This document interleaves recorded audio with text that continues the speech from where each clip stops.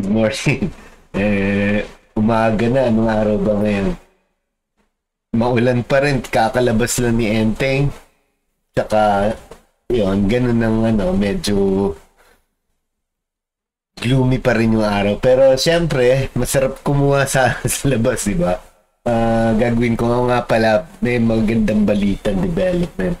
Malapit na ulit matuloy yung wide open workshop. Alam nyo na yun, di ba? Nag-umpisa kami ng workshop. Wide open street, classic street photography workshop noong 2010.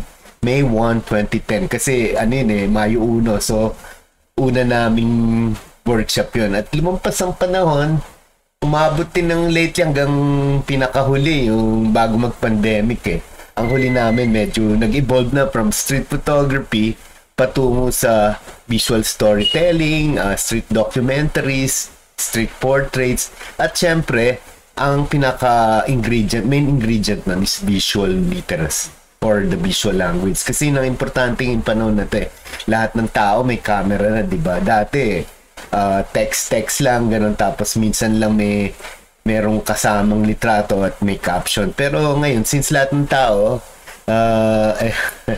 yung kinakasombrero na ako kasi umuulan din dito sa loob ng bahay namin.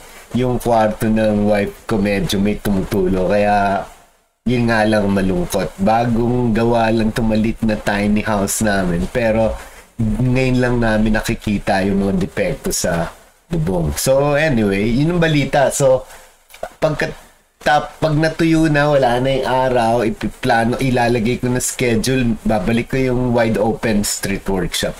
Maiksi lang siya dati kasi 2 araw yun. Siguro ngayon gagawin ko isang araw lang sa weekend or Friday, ganun, para yung mga tao, mas madali nilang ma-schedule yung kanilang buhay. Kasi mahirap i-reserva yung 2 araw sa buong weekend mo, di ba? Dahil buong linggo, nagtatrabaho ka, mahirap. Minsan, ini-stress ka ng boss mo, mga kasama mo sa trabaho, deadlines. Ayun. Tapos, pag Sabado at Linggo, kailangan magpahinga, di ba? Or mag-exercise, or whatever na hobby na gusto mo. Kaya, iksian ko na lang.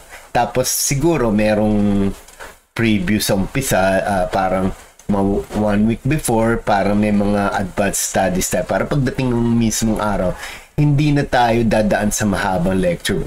Sugod agad sa dahil mga tao, hilig nila talaga maglitrato. And then later on, medyo titingnan natin mga picture natin at may mga konting critique. At after nun, pwede rin mag-online mentoring. Yun lang. So, balita lang kasi mas maganda kasi ang venue ng lecture is sa Manila, malapit sa Manila. So, nandun ang marami nangyayari kasi. Kaya, yun ang paborito ko. Manila kasi Binondo area, Avenida area, at palawak sa Tondo hanggang Divisoria, ganun. Nandun kasi lahat ng nangyayari sa buhay. Mula sa pinakamaliit hanggang minsan may mga mayaman, at sa simbahan, kultura, iba-iba. So, balik natin. Subukan natin mag-shoot ulit. Sa kalye, syempre.